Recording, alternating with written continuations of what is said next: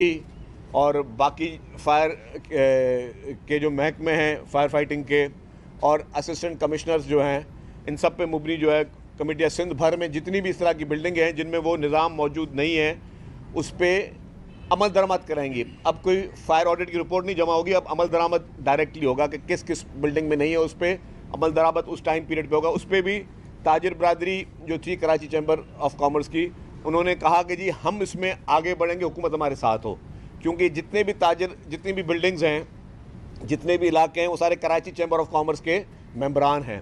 तो उन्हीं के ज़रिए हम नहीं चाहते कि हुकूमत डायरेक्ट कहीं पे कोई सख्ती करे या किसी को जो है कोई ये इंप्रेशन आए कि जी किसी को शायद कोई नुकसान हुकूमत पहुँचा रही। हुकूमत किसी को नुकसान नहीं पहुँचा रही, हुकूमत आपके कारोबार को का तहफ़्फ़ुज़ कर रही है और आपकी जान और माल का तहफ़्फ़ुज़ करने के लिए कोशिश कर रही है। क्योंकि हज़ारों बिल्डिंग्स हैं और हज़ारों बिल्डिंग्स में मैं समझता हूँ, मेरी अपनी असेसमेंट है कि पूरे पाकिस्तान में कोई 90% बिल्डिंग ऐसी होंगी कि जिनमें इस तरह की सहूलियात मौजूद शायद ना हो, क्योंकि सारी पुरानी बिल्डिंग्स बनी हुई हैं। पहले इस तरीके की चीज़ों का ख्याल नहीं रखा जाता था। गुल प्लाजा भी एक पुरानी बिल्डिंग थी और पूरे पाकिस्तान में ये असेसमेंट हो रही है। और इस वाक़े के बाद मुझे खुशी हुई कि तमाम हुकूमतों ने पूरे पाकिस्तान की, चाहे वो फेडरल गवर्नमेंट हो या प्रोविंशियल गवर्नमेंट्स हो, उन सब ने अपने अपने सूबों में इसकी असेसमेंट स्टार्ट कर दी है। तमाम सूबों में असेसमेंट चल रही है कि जी ये जो बिल्डिंग है, क्योंकि ये वाक़या ये सिर्फ कराची के लिए आई ओपनर नहीं था, ये पूरे पाकिस्तान के लिए आई ओपनर था।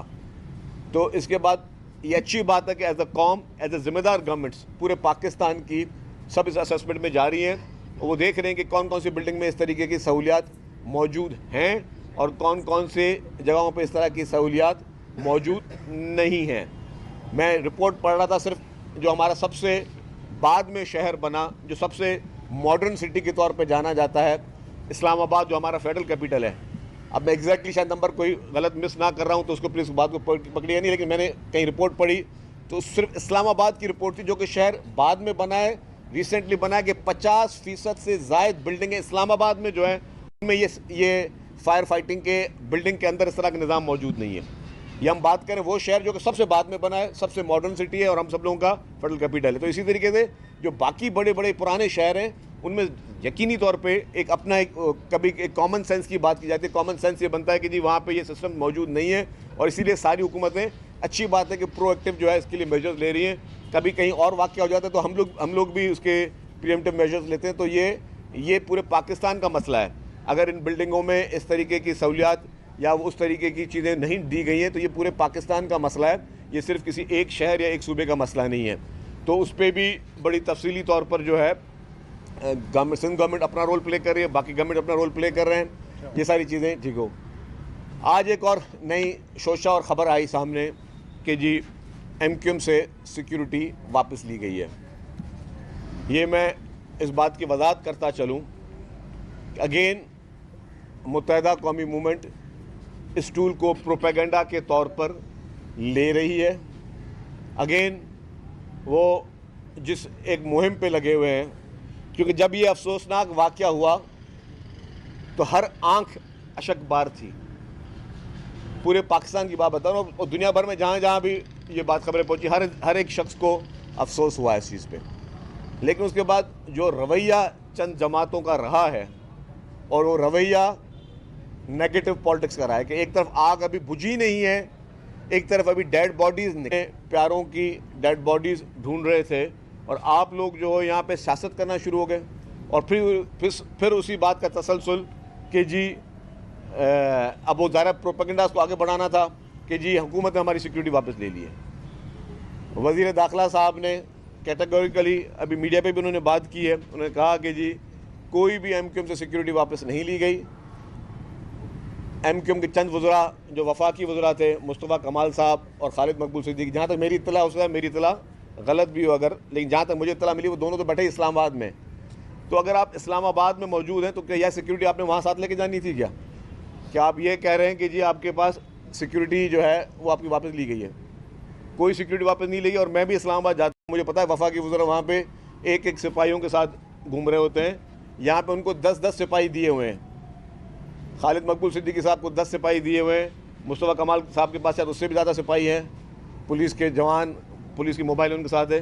तो जो सिक्योरिटी जिस हुकूमत के वज़ीर हैं ये वो सिक्योरिटी वो हुकूमत उनको उतनी नहीं देती जितनी उनको हम सिक्योरिटी प्रोवाइड करते हैं। इसी तरीके से अपोजिशन लीडर के पास सिक्योरिटी मौजूद है। जो इंटाइटल्ड हैं एमक्यूएम के रहनुमा, जो लोग भी इंटाइटल्ड हैं, उन सब के पास वो सिक्योरिटी मौजूद हैं। तो ये जो झूठा प्रोपेगेंडा एक मरतबा फिर शुरू किया गया और फिर लोगों को गुमराह करने की कोशिश की गई, तो इन लोगों का मकसद है कि इस वाक़े को किस तरह इनकैश किया जाए। जो इनकी सियासत मुर्दा हो चुकी है, जो इनकी सियासत दफन हो चुकी है, ये वो लोग जो बलदियाती इंतखाबात से जिस तरीके से भागे, बलदियाती इंतखाबात से जिस तरीके से इन्होंने राय फरार इख्तियार की, वो इसीलिए राय फरार इख्तियार की कि इनको मालूम था कि लोगों ने इनको रिजेक्ट कर दिया है। They are the rejected people. तो वो रिजेक्टेड जमात जो है वो अब वो उनको और तो कोई सियासत का मौका नहीं मिल रहा था, तो बोला इस वाक़े से किस तरीके से इनकैश किया जाए। वहाँ पे मासूम लोग जल रहे थे, इनको अपनी सियासत की पड़ रही थी। वहाँ पे मासूम लोग अपनी ज़िंदगी और मौत की बाजियाँ लड़ रहे थे, इनको अपनी सियासत की पड़ी हुई थी। और आज भी ये प्रोपेगेंडा, ये झूठा प्रोपेगेंडा उसी साजिश का हिस्सा है। हुकूमत सिंध की जानिब से ये वाज़ेह है कि जो भी इनका रहनुमा, जिसको हम समझते हैं कि जिसकी इंटाइटलमेंट है, और वो इंटाइटलमेंट सिर्फ एक सूबे में नहीं होती भाई, वो इंटाइटलमेंट पूरे पाकिस्तान में होती है। हमारे भी MNAs MPAs वो अपोजिशन में या मुख्तलिफ जमातों में बैठे हुए हैं, पंजाब में भी, खैबर पख्तूनख्वा में भी, बलूचिस्तान में भी, फेडरल गवर्नमेंट में भी। तो जहाँ पे उनको जो ट्रीटमेंट मिलती है, तो डेफिनेटली वही ट्रीटमेंट यहीं पे भी मिलेगी, यहाँ पे भी मिलेगी ना।